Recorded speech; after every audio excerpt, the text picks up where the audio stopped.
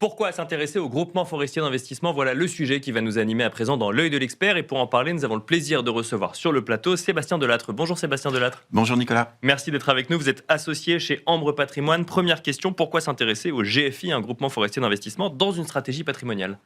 Alors déjà, qu'est-ce qu'un GFI? C'est une société civile, un peu comme une SCPI, mais à la place de gérer un patrimoine immobilier bâti, qui va générer un revenu locatif, c'est une société civile qui va s'investir sur la forêt et sur les terrains à boiser.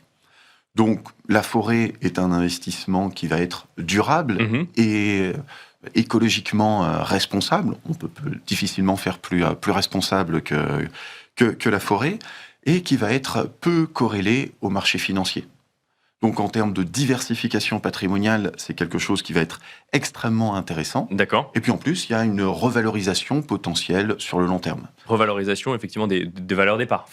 Tout à fait, la oui. valeur départ qui dépend des valorisations des forêts. D'accord. Même si les performances passées ne présagent pas des performances futures, si on regarde les chiffres sur les 15-20 dernières années, les grandes forêts françaises, celles qui dépassent 25 hectares, qui sont le cœur d'investissement des GFI, ont eu une progression en termes de valeur de 4 à 5% par an. D'accord. Et alors, en matière d'avantages fiscaux ou de considérations fiscales, est-ce qu'il y a des avantages particuliers avant le 31 décembre, par exemple, Sébastien Delattre? Il y a des gros avantages fiscaux. D'accord, Alors, ouais. déjà par rapport au 31 décembre, on est en pleine frénésie fiscale et on a une réduction d'impôt, d'un taux de 18% de nos investissements dans les GFI.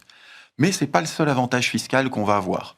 On en a un deuxième qui va être sur l'IFI, l'impôt sur la fortune immobilière, puisque dans la majorité des fonds de ces GFI, on va avoir une exonération totale de l'IFI. D'accord. Pas sur tous, il y en a quelques-uns qui auront un abattement qui est de 75%. Donc on n'augmente pas 25%. son assiette d'IFI quand on investit en forêt, c'est ce qu'il faut Non, comprendre. sur la majorité des fonds GFI, on a une exonération totale. D'accord. Parce que quand on détient la forêt en direct, c'est 25% de retenue, donc 75% d'abattement.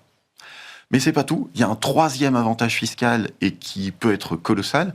C'est un avantage fiscal sur la transmission du patrimoine, Bien sûr. puisqu'on va avoir un abattement de 75% sur la valeur. Donc on ne retient que 25% de la valeur pour le calcul des frais de succession. Ce qui peut être colossal, même en direct, c'est-à-dire en transmission vers ses enfants. Quand on dépasse 1,8 million de patrimoine, c'est 45% de frais de succession. Alors 45% sur 45% sur 25% de la valeur ou sur 100%, Bien sûr. c'est colossal.